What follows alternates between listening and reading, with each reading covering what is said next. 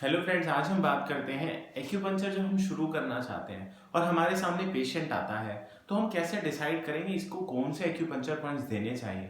हालांकि इसके बहुत सारे मेथड्स होते हैं, बट आज हम बात करेंगे एक बेसिक मेथड्स की और जो एकदम से इफेक्ट दिखाता है और बहुत इफेक्टिव भी है। जब आपके सामने पेशेंट आता है, जैसे हम सब जानते हैं कि चाइनीज एक्यूपंक्चर या एक्यूपंक्चर एनर्जी के बेस पे काम करता है।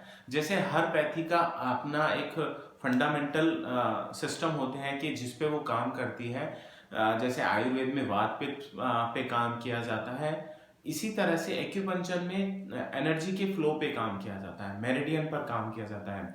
तो जब आपके सामने पेशेंट आया है तो हम कैसे पता लगाएंगे कि इसकी उस मेरिडियन में एनर्जी का फ्लो ज़्यादा है या कम है। तो हम आज इसी पर डिस्कस करते हैं कि अगर आपके सामने पेशेंट आया है और वो पेशेंट मान लीजिए पेन का ही है, तो ऐसा नहीं है कि पेन का पेशेंट है या उसको पेन है, मान लो sciatica ही है, तो sciatica में जो एनर्जी का फ्लो है वो एक्सेस ही होगा या डेफिशिएंट नहीं होगा। दोनों चीजें हो सकती हैं।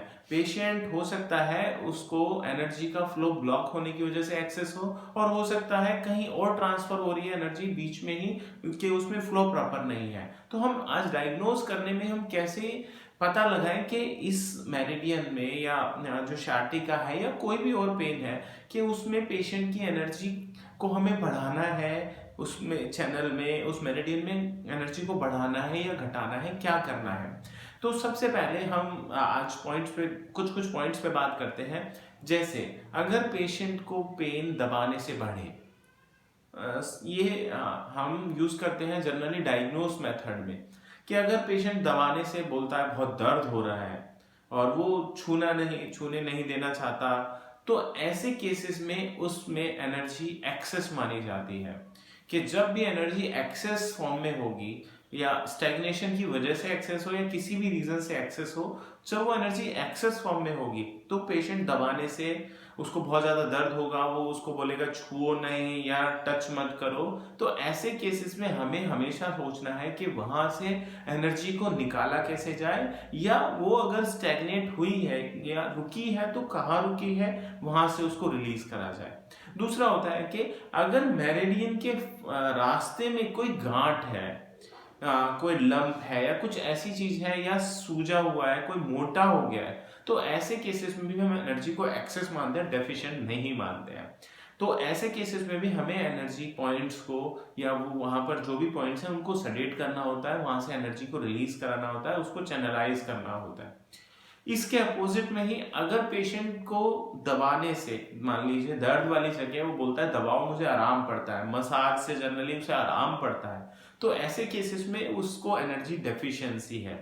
तो वहां पर हमें एनर्जी बढ़ानी है और हमें ये सोचना है कि एनर्जी को बढ़ाएं कैसे, मतलब कहाँ पर एनर्जी ब्लॉक हुई है जो वहां पर नहीं आ रही है, हमें इसके बारे में सोचना चाहिए।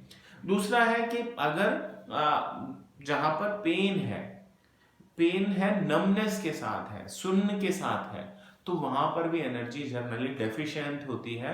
सुन को, नमनेस को भी हम डेफिशिएंट एनर्जी मानते हैं। एक्सेस को मानते हैं हाइपर होना, मतलब पेशेंट छूने नहीं देना चाहता। पर नमनेस में क्या है, क्योंकि उसको पता नहीं होता, पता नहीं चल रहा कि उसको वहां टच करने या टच करने से फीलिंग या सेंसेशन कम होती है, तो ऐसे केसेस में भी हम एनर्जी को डेफिशिएंट मानते हैं। वहां पर भी हमें एनर्जी का या सर्कुलेशन का फ्लो बढ़ाना होता है। और साथ साथ अगर हम देखते हैं, जैसे मान लीजिए हम चैनल को देख रहे हैं, एक मान लीजिए, मान लो मैं अपने हाथ की बात करता हूँ, मैं कोई पेशेंट आके बोलता है कि मेरे पूरे हाथ में दर्द है, तो मैं सबसे पहले क्या देखूंगा, इसके हाथ का जो पेन है वो किस तरह का है, वहाँ एनर्जी एक्सेस है या डेफिशिएंट है। जैसे मैंने बताया, अगर पेशेंट बोले नहीं छुओ भी नहीं और वो बिल्कुल अपने हाथ से पकड़े हुए उसे हिलाने भी नहीं देना चाहता, तो ये पेन है एक्सेस कंडीशन का।